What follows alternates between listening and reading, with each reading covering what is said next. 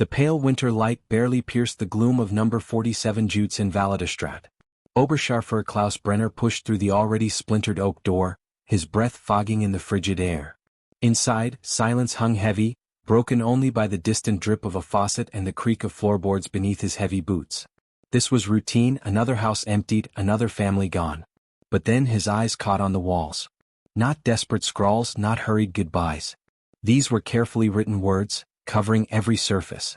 Verses, prayers, some in a language he couldn't comprehend. And then, a phrase that made him stop dead, echoing in the quiet devastation: "Bless those who persecute you, bless and do not curse." A message of profound, unnerving grace in a place of such brutal emptiness. What compelled a family on the brink of unimaginable horror to leave such a testament? In a world consumed by hatred and systematic destruction, where did such extraordinary faith come from? This is the story of a resistance not of arms but of the soul. A message etched into plaster, meant for anyone who dared to look, meant to defy the very architects of their suffering. Before we delve into this poignant chapter, let us know in the comments, where in the world are you watching this from today? Now let's step back into Amsterdam, February 1943. The pale, watery light of an Amsterdam winter morning, thin and reluctant, struggled to pierce the dense, frozen air. On Jutes in Validstraat, number 47 stood in stark silence, its windows like vacant eyes reflecting the gray sky. A sharp, metallic wind, smelling of canal water and distant coal smoke, scoured the street, whisking fallen leaves into nervous dances. It was February 12, 1943, a date that had become synonymous with a methodical, bureaucratic horror for the city's Jewish population. Oberscharfer Klaus Brenner, a man whose 34 years had been carved by the stark realities of war, pushed open the splintered oak door of the Davidsohn residence.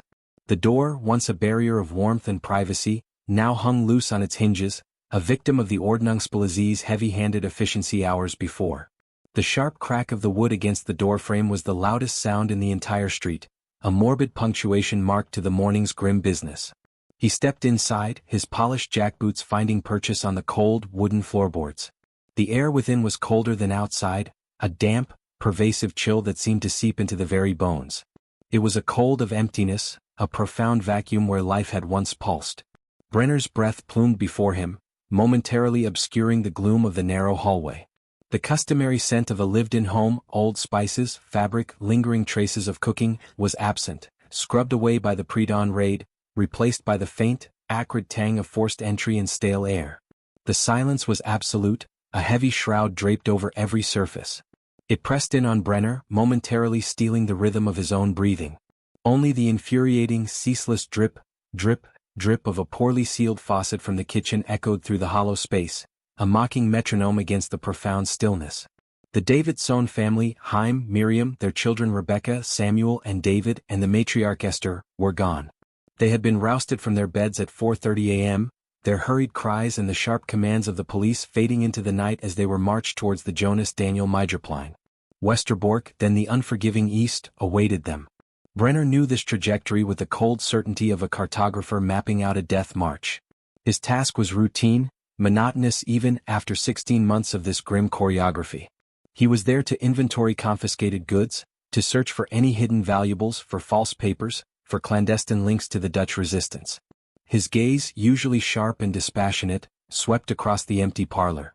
Dust motes danced in the anemic shafts of light filtering through the frost-etched windows, illuminating ghost-like imprints on the walls where paintings once hung, shadowy rectangles of lighter plaster. But as his eyes traversed the room, something snagged his attention. It wasn't the expected scuff marks of a hasty departure, nor the frantic, desperate attempts at concealing precious items he often found. It was a subtle, almost ethereal quality to the walls themselves. Not stains but words. He moved closer, a strange prickle of unease rippling beneath his hardened exterior. What he saw was not the hastily scrawled graffiti of despair, the common marks of a family's final anguish, names, dates, frantic appeals. This was different. This was deliberate.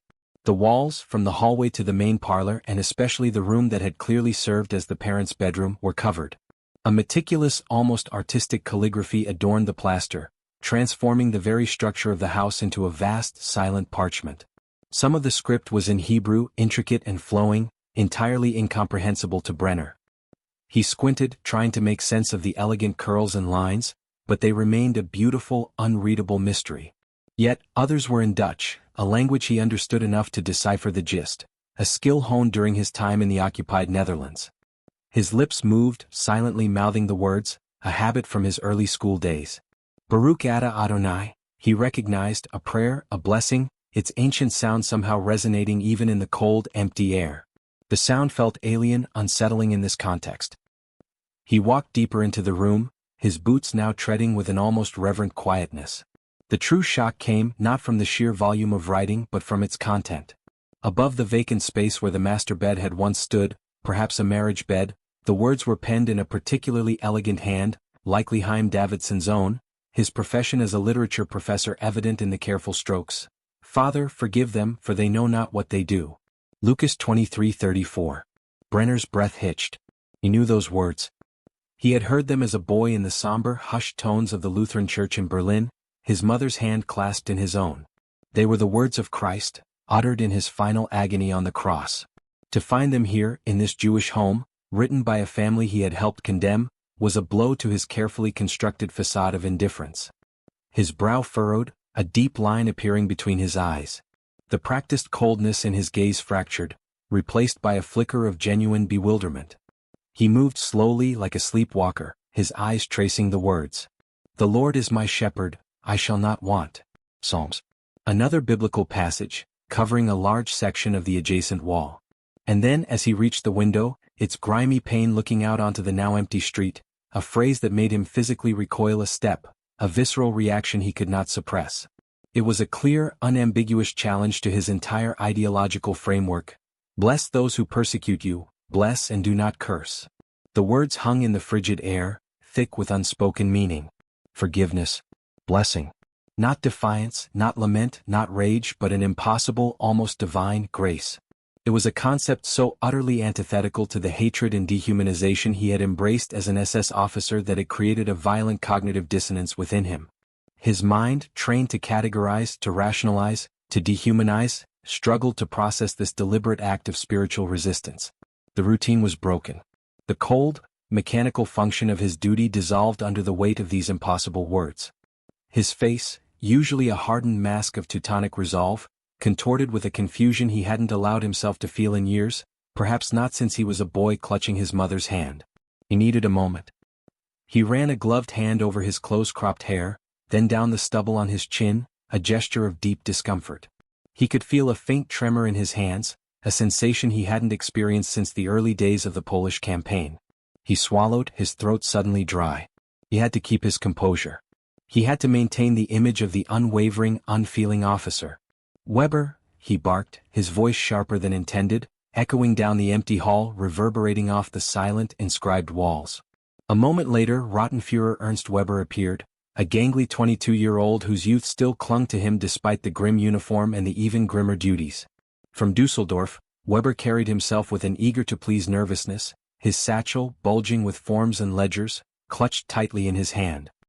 He was Brenner's junior, tasked with the painstaking, often soul-numbing job of meticulously documenting every item confiscated, every piece of furniture, every forgotten trinket. Weber hesitated at the entrance to the parlor, his eyes widening in youthful disbelief. He had followed Brenner into countless emptied homes. He had seen the hastily boarded-up hiding places, the frantic attempts to conceal jewelry sewn into coat linings, money buried in gardens. He had witnessed the tearful goodbyes, the whispered prayers, the desperate scrawls of names and dates on walls before families were dragged out. But this was entirely new. His gaze swept over the meticulously penned verses, the flowing Hebrew, the clear Dutch. He saw the sheer volume of it, the deliberate artistry, the quiet power radiating from the words. His jaw dropped slightly and a guttural, almost whispered sound escaped his lips, raw with disbelief. Was Zum Teufel? He could only stare, his less experienced mind, though indoctrinated in the same hateful ideology, utterly incapable of comprehending the profound, unsettling message etched into the walls before him. It was an anomaly, a breach in the carefully constructed narrative of their enemy's inferiority and desperation. And in the silence of the Davidsohn home, it hung, a heavy, unanswerable question. Rottenführer Ernst Weber stood frozen in the doorway, his youthful face a tableau of bewilderment. The casual, was Zum Teufel, still hanging in the frigid air. His eyes, usually quick to snap to attention, darted from one inscribed wall to the next, tracing the elegant script and the intricate Hebrew symbols with an almost childlike incomprehension. He had expected the usual chaos of a home forcibly vacated, overturned furniture, perhaps a few desperate, hastily scrawled insults aimed at their captors. Instead, he found an ocean of words, serene and utterly unexpected. Oberscharführer Klaus Brenner, still grappling with the impossible message of forgiveness that had shattered his own composure, straightened his uniform tunic, striving to regain the hard-edged demeanor expected of him. "Weber," he ordered, his voice still a little rougher than intended, "get your camera. Document everything. Every wall, every word. This is unusual." He avoided calling it significant or profound. Unusual was a safe, bureaucratic descriptor, a shield against the unsettling truths the words proclaimed. Weber, still processing, nodded numbly, fumbling for the bulky camera and tripod he carried in his satchel. His hands, usually steady as he set up his equipment for the meticulous photographic records, trembled slightly as he began the methodical work. Each click of the shutter was a sharp, intrusive sound, punctuated by the silence, capturing an image that defied the standard narrative. Brenner, meanwhile, continued his circuit through the hollowed-out home. The silence stretched, occasionally punctuated by Weber's camera, a mechanical heartbeat in the dead house. Brenner moved through the hallway, his fingers brushing against the cold plaster, feeling the faint raised texture of the dried ink. He paused at the staircase, its banister smooth and worn from countless hands, now devoid of life. He imagined children tumbling down, adults ascending slowly, the mundane rhythm of a family now violently disrupted.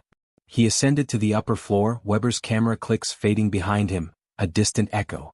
The landing was narrow, opening onto two smaller rooms. He pushed open the first door, revealing what was clearly a child's bedroom. The air here held a faint, almost ghost-like sweetness, a lingering echo of innocence that contrasted brutally with the chill of the rest of the house. Here the words on the walls took on a different character. They were simpler, bolder, clearly adapted for younger eyes. Beneath a crudely but lovingly drawn illustration of a man surrounded by snarling lions, the story of Daniel in the lion's den was penned in large, clear Dutch letters. On another wall, near where a small bed must have stood, a series of simple sketches depicted the colorful coat of Joseph and his brothers, accompanying the narrative of forgiveness and reconciliation. Rebecca, the 14-year-old, with her elegant calligraphy similar to her father's, must have been responsible for these. And David, the youngest, a mere 7 years old, was undoubtedly the intended audience for these gentle, illustrated parables. Brenner felt a tightening in his chest, a sensation he fiercely suppressed. He had seen children separated from parents countless times. He had heard their cries. But to see these tangible remnants of their spiritual nurturing, crafted with such care and love, struck a different chord. These were not desperate scribbles. These were deliberate lessons, imbued with a hope that transcended their grim reality. He imagined the Davidsohn family huddled in this room, reading these stories aloud in the dim light of curfew, preparing their children not for escape or vengeance, but for an internal fortitude that the Nazi machine sought to crush. The sheer, audacious resilience of it was incomprehensible. He ran his hand over the simple drawing of Daniel, its lines filled with the hope of divine intervention. His mind, unbidden, flashed back to his own childhood, to the bedtime stories his mother would read from the illustrated Luther Bible, to the feeling of safety and certainty those stories had once provided. Before the flags had changed, before the parades, before the uniforms. Leaving the children's room, Brenner descended the stairs, the quiet dread settling deeper within him. Weber was still methodically photographing the parlor walls, his movements stiff, his expression still unnerved. Brenner made his way to the kitchen, drawn by the persistent drip, drip, drip. The kitchen was functional, Spartan, yet it still carried the faint aroma of cooked meals and shared domesticity, despite being emptied of its utensils and food. 6 wooden chairs were neatly pushed under a simple wooden table, as if awaiting a family that would never return for supper. Above the table, in the same careful script, a single, powerful sentence was written in Dutch: "Give thanks in all circumstances." This was another blow. Brenner stared at the words, the harsh irony biting at him. Give thanks in all circumstances, he recognized it instantly. It was from the Apostle Paul's letter to the Thessalonians, a cornerstone of Christian teaching. He had heard it in church, read it in his own Bible. It was a commandment to spiritual endurance, to find grace even in suffering. But here, in this home, a Jewish family facing certain annihilation, inscribing words of gratitude and forgiveness onto their walls? It was an act of profound, almost defiant faith that defied all logic, all reason, all the tenets of racial hatred he had been taught. The profound dissonance within Brenner intensified. He was a product of two worlds: the Germany of his youth, steeped in Lutheran tradition, and the Germany of the Third Reich, steeped in a new, brutal ideology. He had walked the path from Sunday school lessons to the fervent rallies of the Hitler Youth, where the rhetoric of hate had slowly but systematically replaced the teachings of compassion. He remembered the rousing speeches, the intoxicating sense of belonging, the promise of a glorious new Reich built on the ashes of the old. He remembered the easy slide from prayer to obedience, from faith to fanaticism. He had been taught that Jews were the enemy, an existential threat to the purity of the Aryan race, a parasitic infection to be purged. He had executed orders, catalogued properties, overseen deportations, all under the chilling conviction that he was serving a higher purpose, cleansing the Reich. But these words, written by the very people he was taught to despise, spoke of a different strength, a different purpose. They were not desperate, not frantic. They were a testament to an inner world, an unyielding spirit that refused to be corrupted by the external barbarity. He stood in the hollowed-out kitchen, the faint drip of the faucet a counterpoint to the turmoil in his mind, and felt the foundations of his ideological armor begin to crack. The messages of forgiveness and gratitude, so familiar from his own past, yet so alien in this context, were not merely words on a wall. They were direct challenges to his own conscience, to the choices he had made, to the man he had become. The efficiency of the Nazi machine in the Netherlands was legendary, a chilling testament to German organizational prowess. From the mandatory registration of all Jews in January 1941, identifying 140,000 individuals, to the Yellow Star Decree in May 1942, to the systematic roundup and deportation, it had been a relentless, suffocating process. Willy Lages, the SS Sturmbannführer and commander of the Sicherheitsdienst SD, in Amsterdam, had orchestrated this macabre ballet with ruthless precision. Westerbork, the transit camp, was a meticulously designed funnel, pouring its human cargo onto weekly trains bound for Auschwitz-Birkenau and Sobibor. By February 1943, when Brenner stood in this silent house, over 38,000 souls had already been fed into this industrial-scale extermination. He knew all this. He was a cog in that machine. He had seen the terror, the despair, the frantic attempts to hide, to resist. But he had never seen this. He had never encountered such a profound, spiritual counter-narrative to the dehumanization his regime sought to impose. The Davidsohn family had not merely faced death. They had chosen to meet it with an act of transcendent defiance. They had chosen to bless their persecutors, to give thanks in all circumstances, to forgive those who knew not what they did. Brenner leaned against the cold kitchen counter, the ceramic tiles pressing against his spine. The words on the wall seemed to burn into his vision, illuminated by the pale, winter light. He had always believed in order, in duty, in the necessity of the fight. He had buried his doubts under layers of propaganda and military discipline. But these walls, these silent witnesses, were peeling back those layers, exposing a raw nerve. The weight of those words, a spiritual legacy meant not just for their family but for any who might follow, pressed down on him, challenging not just his comprehension but his very soul. A fissure had appeared in his ideological armor, a hairline crack through which a chilling, unfamiliar light was beginning to penetrate. The profound stillness of the Davidsohn home was no longer merely a testament to absence. It was a cathedral of an unyielding spirit, and Brenner, the instrument of its destruction, found himself an unwilling congregant. The persistent, mocking drip from the kitchen faucet felt like a drill bit against the hardened casing of Oberscharführer Klaus Brenner's composure. The words "give thanks in all circumstances" echoed in his mind, colliding with the other inscriptions scattered across the walls, phrases of forgiveness, of blessing, of faith, forming a cacophony that scraped at the walls he had built inside himself. He pushed away from the counter, the chill of the tiles clinging faintly to his back, and walked toward the small room just off the main hall. It was clearly an office, what had once been the mind of this house. The office held its own stillness, thicker than the silence outside. The air smelled faintly of paper, leather, and the ghost of pipe smoke. Dust hovered in narrow shafts of gray light that filtered through frosted windows. The furniture stood where it had always been, heavy, wooden, crafted for permanence. A desk scarred by years of thought, empty now, its drawers pulled halfway open like mouths frozen in the middle of a word. The walls bore faint outlines where books had stood, a visible archive of absence. This was Davidsohn's world, the command post of a quiet mind. Brenner began his search. His movements, usually precise and detached, carried an unfamiliar hesitation. He opened drawers, lifted papers, checked behind panels. Nothing. Then, beneath the top drawer, his fingertips brushed a small irregularity in the wood. He pressed it. A faint click broke the still air. A hidden compartment slid open with a sigh of dust and age. Inside, only a single object. A notebook, leather-bound, thick, plain. He lifted it, the weight greater than expected, the leather cold against his palm. He had seen countless journals before, some filled with codes, some with pleas, but something about this one resisted classification. No jewels. No cash. No names. Just this book. The air seemed to tighten as he opened it. The first page crackled softly. The handwriting was precise and deliberate, the same graceful hand that filled the walls outside. The entries were in Dutch, clear enough for him to follow. The name at the top of the page, Chaim Davidsohn, a professor of Jewish literature, a scholar of the Talmud, a father. The early entries were factual, clinical even. Restrictions, decrees, losses. The ban from university. The mandatory yellow star.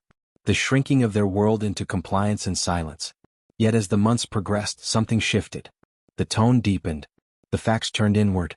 The writing became less about what was happening outside and more about what was being built within. As Brenner read, the empty office dissolved around him. He saw the past as if it were bleeding through the walls. A dimly lit living room, wartime blackout curtains sealing out the city. Miriam Davidsohn, her hands cracked from mending and rationing, sitting at a heavy oak table. Her husband, Chaim, reading aloud from a worn Hebrew text, his voice low and steady, reverberating like prayer through the wooden beams. Rebecca, their eldest, 14, her dark hair tucked back, her handwriting already mirroring her father's, neat, elegant, almost ceremonial. Samuel, 11, following along, his brow furrowed with determination. David, 7, curled on his grandmother Esther's lap, half asleep, while the old woman hummed an old melody that seemed older than the house itself. The diary described the gradual suffocation of daily life. The loss of books, of friends, of streets once walked freely. Each law was another tightening of the rope. Yet with every line Brenner felt the opposite of despair. Chaim wrote as if each restriction pushed him further inward toward something infinite. August 14, 1942. Another decree. Another closure. No parks. No transport. The world shrinks. But the spirit must expand. Miriam says we must find a way to leave behind what they cannot burn. Tonight we chose the walls. The sentences struck with strange clarity. Brenner's pulse quickened. He turned the page. The entries grew longer. The tone became deliberate, methodical. The act of survival was replaced by the act of creation. The diary chronicled the family's decision to turn their home into a testament. Each wall a page, each verse a declaration of faith against annihilation. He could see it, the kitchen table transformed into a workshop. Miriam mixing flour and water into paste.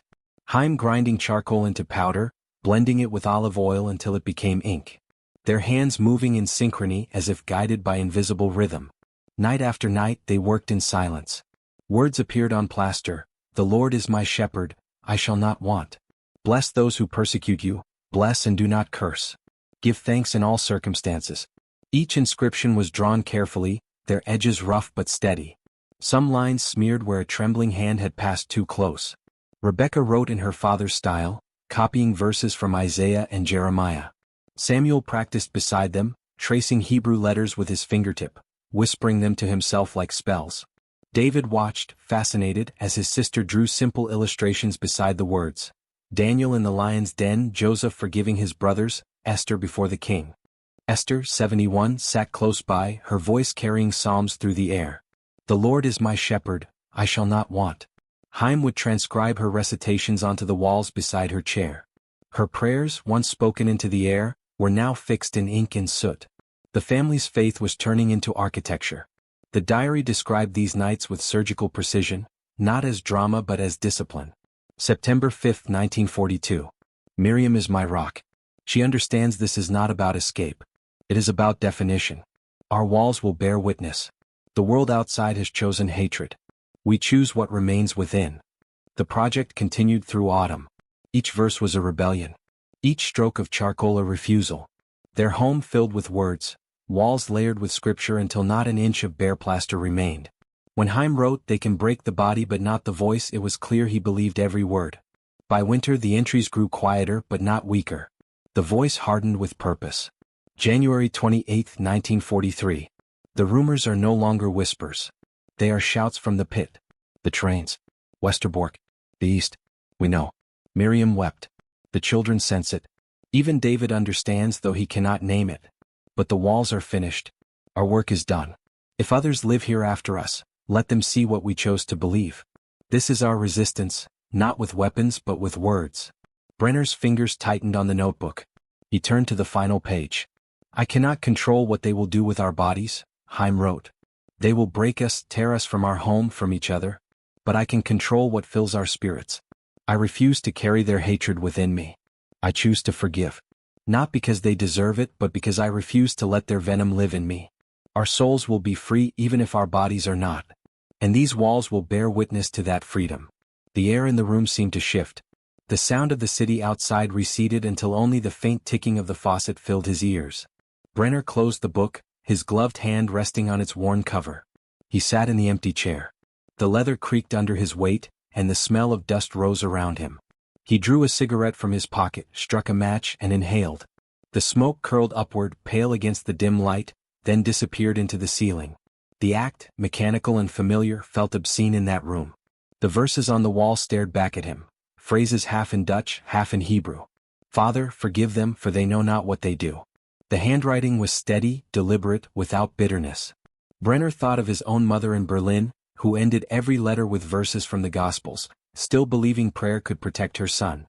He thought of his father, dead in the mud of 1918, whose comrades had said his last words were of forgiveness. He thought of himself, a man who had replaced faith with obedience, compassion with order. Something cracked inside him, quiet and final. He looked at the diary again, at the house stripped of life but overflowing with presence. The Davidsons were gone, yet every word they wrote still breathed. Their defiance was not in arms but in refusal. They had conquered what he had surrendered. The smoke from his cigarette drifted across the room, wrapping the words in a thin haze. He imagined them alive beneath the soot, pulsing faintly in the light, an echo that would not fade. Outside, boots clattered on cobblestones. The world continued as it always did. Inside, Brenner sat unmoving. The faucet dripped. One drop. Then another. Each one like a heartbeat in a house that refused to die. The photographs taken that day were processed by the documentation unit and filed away in a gray cabinet at the Sicherheitsdienst headquarters in Amsterdam. 12 negatives, labeled with the address Jutes Invalidenstraat 47. Each captured a different wall. Verses written in chalk and soot, the uneven handwriting of a man who knew he would not live to see them fade. They were catalogued, stamped, forgotten. The images became part of an archive built to serve bureaucracy, not memory. The Davidsohn family vanished into the machinery that followed. Records show their arrival at Westerbork on February 13, 1943. From there, the usual path, train number 16, destination Sobibor, departure March 2. There would be no return. The transport lists, the camp logs, the silence afterward, all were predictable, precise, and complete. The system had done what it was built to do. But something from that house did not fit within its design. Something stayed. Years passed.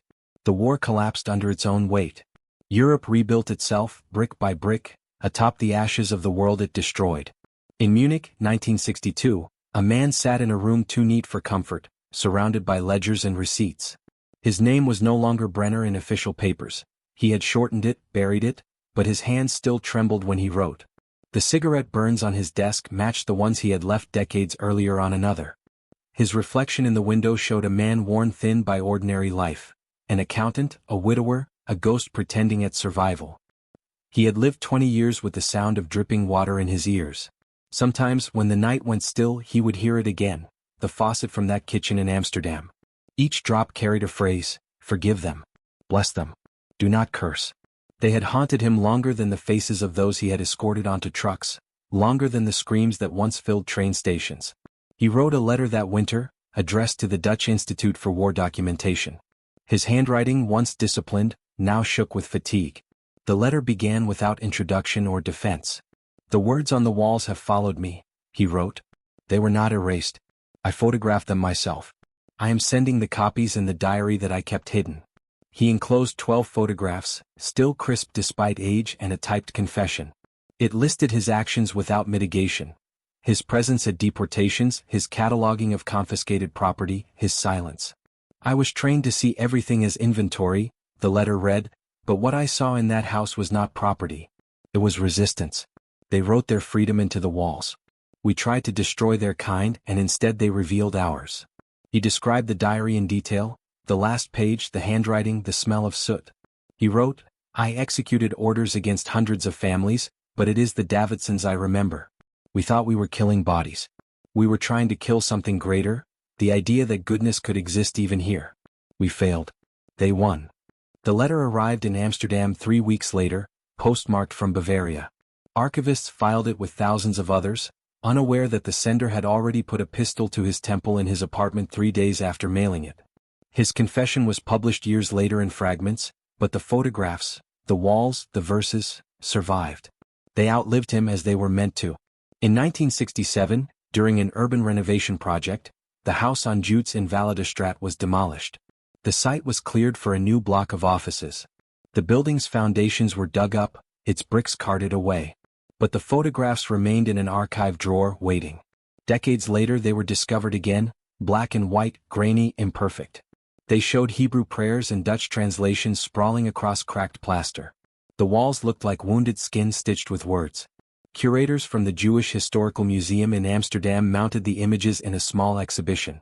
Visitors passed them in silence, reading the same verses that had once stunned 2 German soldiers in 1943. The captions explained that the family had perished, but the curator wrote one line beneath the final image, their faith remained. Historians began calling such artifacts spiritual testaments, last declarations of identity left by those who knew they would not return. Similar writings were found in ghettos, in cellars, scratched into Baroque walls at Auschwitz. But the Davidsohn house was different. It had been recorded by the perpetrators themselves. The hand that documented their faith had belonged to their enemy, and that made it inescapable. The 12 photographs now rest behind glass, labeled, digitized, studied. They appear in textbooks, in documentaries, in lectures on moral dissonance. Viewers often linger before the image of the bedroom wall where, in elegant script, someone had written in Dutch, "Bless those who persecute you." Few notice the faint figure in the corner of that photograph, a uniformed man, head bowed, partly out of frame. His face turned away, his shadow falling across the words.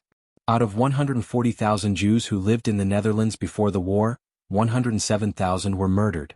The efficiency of the deportations became a case study in compliance. But among the statistics, the house at number 47 endures as anomaly. It exists not as tragedy but as contradiction. A family who forgave in the hour of their erasure, and a man who could never forgive himself for having seen it. In the quiet of the museum, the photographs give off a strange calm. The inked verses, once defiance, now seem to breathe patience. The grain of the old negatives shows scratches and light leaks, flaws that make them feel more alive. Visitors often report a sense that the images watch them back, that the words, though silent, still speak. The light shifts across the glass as day passes into dusk, and the reflections of those who stand before it fade into the darkness behind. Somewhere beneath all that remains the memory of a cold house in February 1943, a kitchen faucet dripping, a man standing amid ruins, and the echo of words written by those who refused to let hatred be their final language. The drip goes on. The cold leather of the diary, now closed, lay like a heavy stone in Oberscharfer Klaus Brenner's palm. He had retreated from the stark confines of Chaim Davidson's office, the weight of the professor's final entries pressing down on him. He found himself in the emptied parlor once more, sinking heavily into an ornate armchair that seemed to groan under his weight, a silent protest against the intrusion. This was a deviation from protocol, a moment of profound vulnerability he rarely afforded himself during inspections. But the words, Chaim's words, echoed in his mind, sharp and insistent, piercing through the carefully constructed walls of his resolve, leaving him exposed. His hands, usually steady and precise in the execution of grim duties, trembled perceptibly as he fumbled for his cigarette case. He extracted a single cigarette, the flimsy paper crinkling under his touch, and lit it with a slow, deliberate motion. The match flared, a brief, defiant spark against the pervasive gloom, then died, leaving a wisp of sulphurous smoke. He took a deep drag, the harsh tobacco smoke burning his lungs, a familiar sensation he welcomed as a distraction. The smoke curled upwards, a thin, ephemeral serpent writhing in the pale winter light that filtered through the grimy windows, momentarily obscuring the biblical verses etched into the plaster. Each puff was an attempt to regain control, to reassert the hardened indifference that had served him so well. Brenner was 34 years old, a veteran whose consciousness was already a battlefield scarred by years of atrocities. He had marched into Poland in 1939, witnessing the brutal conquest, the summary executions of partisans, the forced establishment of the first ghettos. He had seen France fall, its elegant cities brought to heel, and had overseen the merciless efficiency of the occupation in the Netherlands. Each act, each horror, had been meticulously rationalized, buried under layers of fervent ideological indoctrination and the unwavering obedience of a soldier. He had convinced himself that he was merely a necessary instrument, cleansing the Reich, forging a glorious new order from the ashes of the old. He had built an impenetrable fortress around his soul, designed to withstand the horrors he committed and witnessed, to keep the ghosts of the innocent at bay. But the words on these walls, the profound, unwavering faith documented in Heim's diary, had bypassed all his defenses. They spoke of a different strength, a spiritual fortitude that no army could conquer, no ideology could erase. They resonated with a forgotten echo from his own past, a world that felt impossibly distant now. He thought of his own mother in Berlin, her letters still arriving with biblical verses scrawled in the margins, her nightly prayers for his safety a distant, almost forgotten comfort in his brutal reality. He remembered the simple, unshakable faith of her prayers, the earnestness with which she spoke of divine grace and universal love. Then a darker memory surfaced, a ghost from the Great War. His father, a soldier in the Kaiser's army, had fallen on the Western Front in 1918. A kind comrade had later relayed his father's last reported words, a plea for forgiveness for his enemies, even as he lay bleeding out in the mud. That moment, though he hadn't fully grasped it as a boy, had left an indelible mark. Now, surrounded by words of grace and absolution written by those he was helping to destroy, Brenner felt the foundations of his own moral universe buckle. The chasm between the righteous teachings of his youth and the monstrous actions of his present, his complicity in a grand injustice, had never been so starkly illuminated, so painfully undeniable.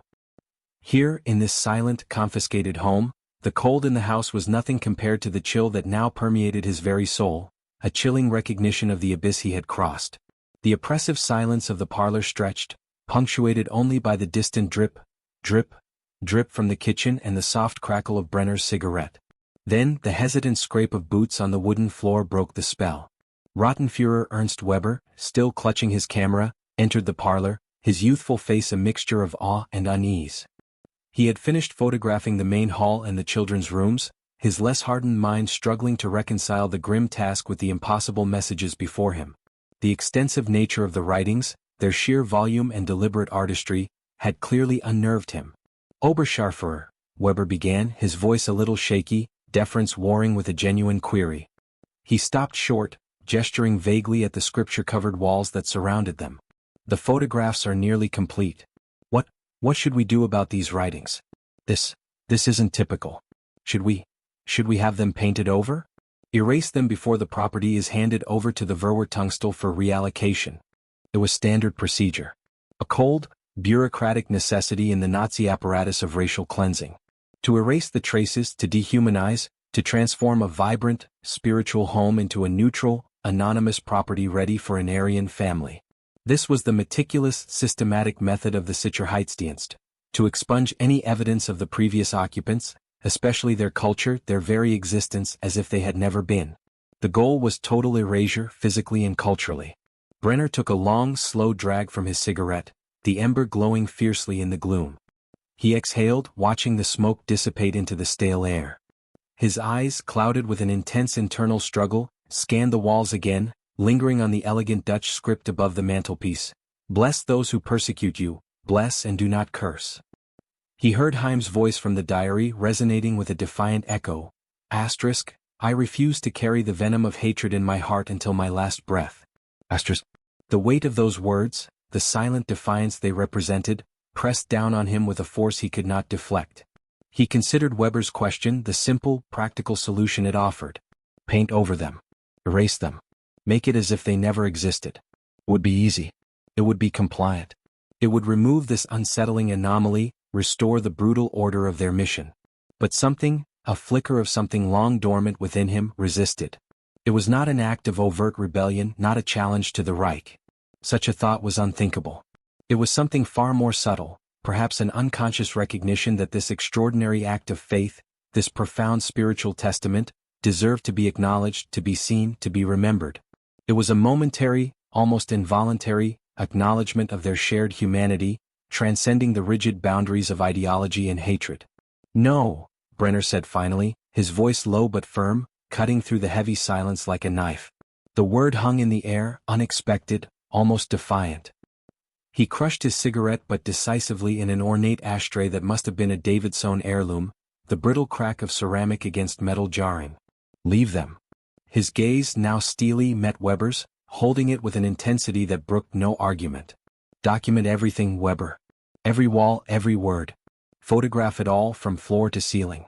And in the report," he paused, emphasizing each word, "write exactly what we found.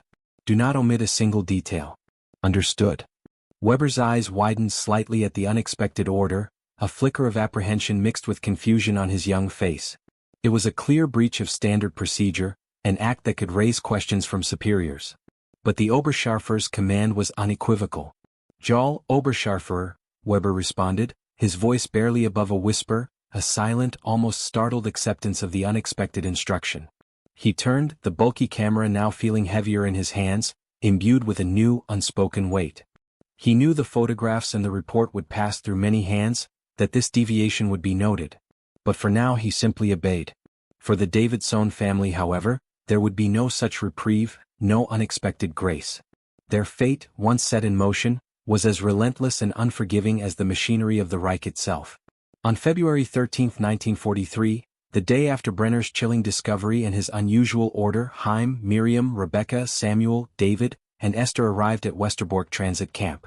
It was a grim, temporary holding pen in the desolate heathland of Drenthe, a meticulously organized way station on the journey to oblivion.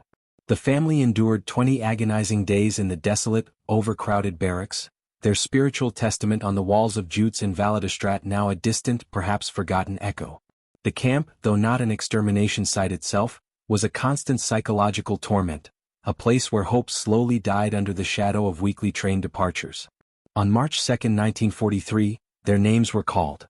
They were among the 1,105 Jews herded onto sealed freight cars, destined for Sobibor, one of the most brutal and efficient extermination camps in occupied Poland. The train journey, an agonizing odyssey of 2 days and nights across hundreds of miles, was a microcosm of the dehumanization they faced. Packed standing shoulder to shoulder, in unimaginable conditions, with no water, no food and little air, they were transported eastward. The air in the cars grew thick with the stench of fear, excrement and despair. Cries of children, the moans of the elderly, the silent terror of parents, all dissolved into the rhythmic clatter of the train wheels carrying them relentlessly towards their doom. Sobibor, operational since May 1942, functioned with a horrifying, lethal efficiency, its sole purpose mass murder. For most deportees, the journey from the arrival ramp to the gas chambers was terrifyingly short, often less than 3 hours. From the approximately 34,313 Dutch Jews sent to Sobibor during its operation, a mere 19 individuals would survive the war. The Davidsohn family was not among them. Their extraordinary act of faith, their resistance of the soul, ended in the brutal anonymity of the Nazi death machine, extinguished in the gas chambers of Sobibor. The words on their walls, however, remained a silent testament, waiting to be found, waiting to be understood, a poignant defiance against the systematic erasure of their lives. The cold, persistent rain of a Munich autumn beat against the windowpane of a small, cramped apartment in 1962. 20 years had passed since the silent, inscribed walls of 47 Jutes in Validestrat. Klaus Brenner, now 53, a retired accountant, moved through his days in a fog, the once sharp edges of his SS uniform replaced by the shapeless anonymity of civilian clothes. His life was a slow, agonizing descent into alcoholism and profound depression, a quiet torment that gnawed at him from within. The ghosts of the past were not content to whisper. They screamed in the lonely hours, and the loudest, most persistent voices were those etched onto the plaster of a long-gone Amsterdam home. The words, "Father, forgive them," and "Bless those who persecute you," had become a permanent fixture in his mind, projected onto the faded wallpaper of his apartment, reflected in the bottom of a schnapps glass. He saw Chaim Davidson's meticulous script in the patterns of his ceiling, heard Esther's murmured psalms in the creaks of the floorboards. He had executed orders against hundreds of Jewish families across occupied Europe, catalogued countless confiscated lives. He had justified, rationalized, and suppressed, building layer upon layer of indifference. But the Davidsohn family, through their impossible act of grace, had planted a seed of doubt, a festering wound that refused to heal. For 2 decades, Brenner had carried this burden. The images, documented by Weber, had remained in his memory with chilling clarity. He had seen countless acts of resistance, desperate fights, hidden weapons, furious curses. But the Davidsons had offered something entirely different, something that challenged the very core of his being, a resistance of the soul, a refusal to descend into hatred. And it was this profound, unsettling purity that haunted him relentlessly. One bleak afternoon, driven by a desperate need for absolution or perhaps a final futile attempt at understanding, Brenner sat at his small, cluttered desk. His hands, no longer trembling subtly but shaking violently, fumbled with a pen and a blank sheet of paper. He began to write. The process was agonizing, each word a confession, each sentence a dredged-up memory. He wrote to the Netherlands Institute for War Documentation, NIOD, a government agency dedicated to preserving the history of the German occupation. His pen moved slowly, his handwriting still precise, even in his diminished state. He recounted his role in the occupation, the routine atrocities, the methodical destruction. And then he described 47 Jutes in Validstraat. He described the silence, the shock, the words on the walls, the profound impact of Heim's diary. He detailed his own unexpected decision to preserve, not erase, this spiritual testament. He poured out 20 years of guilt, of sleepless nights, of a conscience that refused to be silenced. He included copies of Weber's photographs, which, miraculously, had survived the war within the captured archives of the Sicherheitsdienst in Amsterdam. The stark black and white images, developed by Weber back in 1943, depicted the precise elegance of Heim's Hebrew and Dutch script, the children's illustrations, the defiant verses of forgiveness and gratitude. These photographs, taken under Brenner's direct, unprecedented order, were now concrete evidence, irrefutable proof of the impossible message he described. Those words on the walls haunted me for 20 years, he wrote, his confession stark and raw. I carried out orders against hundreds of families, believing I was doing my duty, believing in the righteousness of our cause. But it was the Davidsons who showed me what we were truly doing. We weren't just killing bodies, we were trying to kill the very possibility of human goodness. We tried to extinguish their humanity, to drag them down into the same hatred that consumed us. And we failed. Those walls proved we failed. It was a final, desperate act of witness, an attempt to acknowledge a truth that had shattered his soul. 3 weeks after mailing the letter, Klaus Brenner, aged 53, succumbed to the depths of his despair. He committed suicide in his Munich apartment, his final act an echo of the destructive path he had helped pave, yet leaving behind a testament that would, ironically, help illuminate the very goodness he believed his regime had failed to extinguish. The Davidsohn home itself, 47 Jutes in Validstraat, met a more mundane yet equally final end. In 1967, amidst a wave of post-war urban renewal and redevelopment in Amsterdam, the house was deemed structurally unsound or simply old. It was torn down, a victim of progress, its physical presence erased from the cityscape. Yet, the story it held, the silent sermon etched into its walls, would not be lost. Weber's photographs, preserved within the archives captured by the Allies at the war's end, were rediscovered and given new life. They became a crucial part of the historical record, not just as evidence of Nazi confiscation, but as a unique insight into Jewish spiritual resistance. Years later, they would be exhibited in the Jewish Historical Museum of Amsterdam, transforming a private act of faith into a public beacon of hope and remembrance. Scholars of the Holocaust would come to identify the phenomenon of spiritual testaments, similar practices found in other Jewish homes, on ghetto walls, in hidden pages of journals, where victims, facing their imminent destruction, chose to leave messages not of hatred or despair, but of affirmation of fundamental human values. The Davidsohn case became particularly significant due to Brenner's detailed testimony and Weber's photographic documentation. It represented a form of resistance that the vast, destructive machinery of the Nazi regime, for all its meticulous cruelty, could not extinguish. The refusal to allow evil to transform its victims into beings as consumed by hatred as their persecutors. Today, the statistics remain a chilling testament to the efficiency of the Nazi occupation in the Netherlands. Of the approximately 140,000 Jews living in Holland before the war, A devastating 107,000 were murdered, a mortality rate of 75%, the highest in Western Europe. The bureaucratic efficiency, ironically, had facilitated their identification and deportation. But amidst these devastating numbers and the industrial machinery of death, stories like that of the Davidsohn family illuminate a deeper truth. The human spirit, even at the precipice of the abyss, can choose light over darkness. The words that had so profoundly unsettled two German soldiers on that frigid February morning in 1943 echo still, across decades, as a silent, powerful testimony. They remind us that the greatest victory is not merely physical survival, but the steadfast refusal to allow external brutality to define who we are internally. On those walls, a Jewish family did not merely record their desperation, they recorded their transcendence, leaving behind an indelible message that even in the darkest night, faith and forgiveness can shine. The echoes of Sobibor swallowed the Davidsohn family whole, reducing lives of profound faith to chilling statistics in the annals of history. Yet, their final act, a silent symphony of grace etched into the walls of 47 Jutes in Wallidestrat, refused to be silenced. It reached across 2 decades, piercing the hardened shell of Oberscharführer Klaus Brenner, compelling him to confess, to bear witness, and in doing so to expose the very failure of the regime he served. The house itself crumbled, claimed by the relentless march of time, but the photographs, those stark black and white testaments, preserved a truth more enduring than brick and mortar. They became a beacon in a world eager to forget, illuminating a form of resistance the machinery of death could never truly extinguish, the unwavering refusal to allow hatred to define the human spirit. For what is true victory, if not to stand on the precipice of annihilation and choose, not despair but forgiveness? Not vengeance but prayer?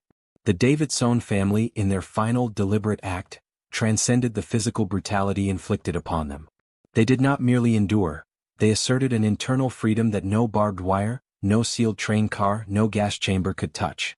Their walls, covered with words of light, remain a silent, potent declaration that even amidst the darkest night, the human spirit possesses the miraculous capacity to choose goodness, to seek transcendence, and to hold on to hope. This story, woven from the threads of despair and defiant faith, asks us to look inward. What does it mean to choose light in the shadow of overwhelming darkness? We invite you to share your reflections in the comments below. What spiritual testaments, large or small, do you believe we can leave behind in our own lives in the face of our own challenges? If this journey into the profound corners of wartime humanity resonated with you, consider exploring another hidden narrative in our collection. Click on the video now appearing on your screen to delve into another WWII lost story.